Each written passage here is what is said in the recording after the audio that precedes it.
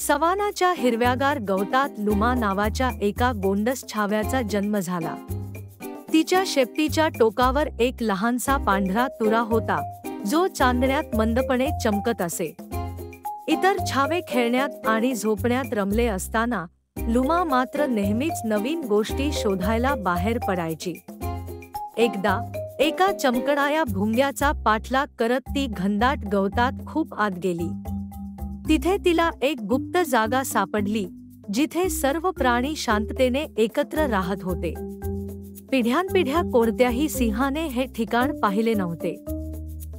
या प्राचीन सिंहांच्या दंतकथेने संरक्षित असलेल्या या जागेमुळे लुमाला सवानामध्ये पुन्हा सलोखा आणण्याची संधी मिळाली होती। तिच्या चमकणाऱ्या शेपटीने आणि अथांग कुतूहलाने लुमाला धैर्य, दयाळूपणा आणि खरा सिंह असण्याचा अर्थ शिकायचा होता।